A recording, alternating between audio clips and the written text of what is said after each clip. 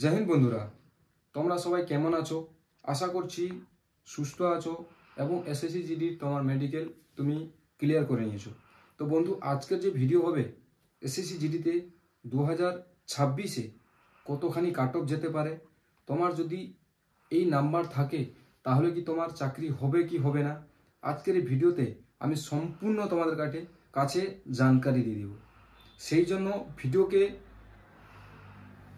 একটু না দেখে ফুল দেখো ভিডিওটা। তোমার যদি সিলেকশন হতে চাও তাহলে এই ভিডিওটা সম্পূর্ণ তোমার কাছে, বন্ধুদের কাছে অবশ্যই শেয়ার করে দিবে। যারা এসএসসি জিডি 2026 এখনও যাদের মেডিকেল বাকি আছে, মেডিকেল হওয়ার পর অনেক ছেলে মেয়েরই চিন্তা থাকে যে আমার এই নাম্বারটা আছে, তো আমার সিলেকশন হবে কি হবে না। তো ভিডিওটাকে না বড় করে আমি শুরু করছি, কারণ আমি ভিডিওকে বেশি লম্বা না টেনে মেন পয়েন্টের কথাগুলোতে বললে তোমাদের কাছে ঠিক থাকবে। তো তোমাদেরকে আমি মনে করে দিই যে টোটাল যে পোস্ট আছে 53,690, তোমরা সবাই জানো। যেটা ছেলেদের ক্ষেত্রে হচ্ছে 48,320 আর মেয়েদের ক্ষেত্রে হচ্ছে 5,370। যারা এক্সামে বসেছিল টোটাল অল ইন্ডিয়ার আমি বলছি, এক্সামে যেটা টোটাল বসেছিল 25,21,839, তাতে পাস করেছে টোটাল পাস করেছে হচ্ছে 3,91,599, মানে ফিজিক্যালের জন্য পাস করেছিল। ফিজিক্যালে যারা এসেছিল এগুলো সব পাস করার পরে কিন্তু ফিজিক্যালে এতজন আসেনি।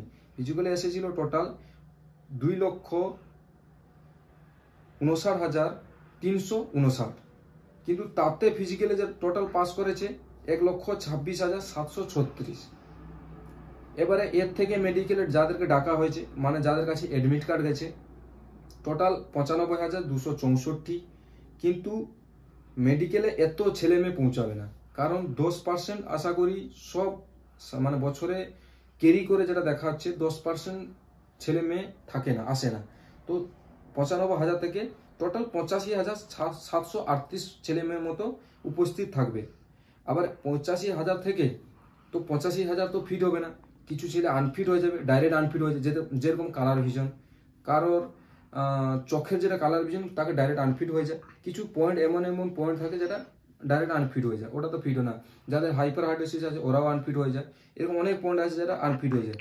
তো তাদের ক্ষেত্রে দেখা গেছে যে আনফিটের সংখ্যা, এবারে কিন্তু মেডিকেলে বেশিরভাগ রিমেডিকেল দেখা যাচ্ছে। এবারে মেন মুদ্রা হচ্ছে যেটা তোমাদের হচ্ছে কাট অফ, এসএসসি যেটা ফাইনাল কাট অফ। তোমার যদি মেডিকেল হয়ে গেছে, তুমি যদি ডাইরেক্ট ফিট হয়ে আছো, তোমার মনে আসছে যে আমি কত নাম্বার থাকলে আমার এবারে সিলেকশন হয়ে যাবে। 2023 সালে যেটা ছিল, 2023 সালে ছিল 9 থেকে 12 মার্ক যাদের বেশি ছিল তাদের কিন্তু চাকরি হয়ে গেছিল। 2025-এ 10 থেকে 14। এবারে তোমরা ভাবছো যে 2013-তে এই ছিল, 2024-এ এতটা বেড়েছিল, তাহলে 2025-এ কি এর থেকে বাড়বে? আমি বলবো না। কারণটা তোমাদেরকে বুঝিয়ে দিই, এতে অনেক কেটে যাচ্ছে, মানে অনেক সংখ্যা কমে যাচ্ছে। যেরকম ফিজিক্যালে অর্ধেক থেকে বেরিয়ে গেছে, মেডিকেলে এরকম অর্ধেক থেকে বার করে দেওয়া যাবে। যারা মেডিকেলে ডাইরেক্ট ফিট হয়ে যাবে তাদের আশা অনেকটা থাকবে। তাও যদি তোমার 5 থেকে 6 মার্ক আছে, অল ইন্ডিয়া তুমি যেখান থেকে হোক তুমি চাকরি পাবে। এবারে লিখে নাও, কিছু স্টেটের ক্ষেত্রে আছে যেটা আমাদের ওয়েস্ট বেঙ্গলের ক্ষেত্রে না, যেরকম হরিয়ানা হয়ে গেল, ইউপি হয়ে গেল, রাজস্থান হয়ে গেল, বিহার হয়ে গেল, দিল্লি হয়ে গেল, এমপি হয়ে গেল, এগুলোতে কাট অফ হাই থাকে বরাবর ক্ষেত্রে দেখা গেছে। কিন্তু আমাদের ক্ষেত্রে এতটা হাই যাবে না। তো তোমরা নিশ্চিন্তাতে থাকো, যদি তোমার 5 থেকে 6 মার্ক আছে, বেশি আছে আগের অপেক্ষার থেকে, তাহলে কিন্তু তুমি সিলেকশন 100%। তোমাকে কোনো ভয় করার কোনো দরকার নেই, বিন্দাসে থাকো, তোমার চাকরি হবেই হবে। তো এই ভিডিওর মাধ্যমে আমি তোমার কাট অফের উপর বুঝিয়ে দিয়েছি। এবারে অনেক ছেলে মেয়ে আছে যাদের এবারে কিছু পয়েন্টের জন্য কেটে গেছে, বা কিছু কারণের জন্য ফিজিক্যালি কেটে গেছে, কিছু কারণের জন্য হয়তো রিটেনেও কেটে গেছে। তাদের জন্য আমি নেক্সট ভিডিও আনবো, যেটা এসএসসি জিডি 2026-এ ভ্যাকেন্সির উপর, কতখানি ভ্যাকেন্সি থাকবে, কোন পোস্টে ফর্ম ফিল আপ করলে চাকরি হবে, নেক্সট ভিডিওতে আনবো। সেই জন্য চ্যানেলটাকে সাবস্ক্রাইব করে নাও এবং বন্ধুদের কাছে চ্যানেলটাকে শেয়ার করো, ভিডিওটাকে শেয়ার করো, তাতে ওদেরও একটা শেয়ারের জন্য ওদেরও লাইভ হতে পারে। তো আজকের এই ভিডিওতে সম্পূর্ণ ডিটেলসে জানিয়ে দিলাম। নেক্সট ভিডিওর সাথে আমি আসবো। ভিডিওটা যদি ভালো লাগে একটা লাইক শেয়ার কমেন্ট অবশ্যই করবে। জয় হিন্দ, বন্দে মাতরম, রাম রাম।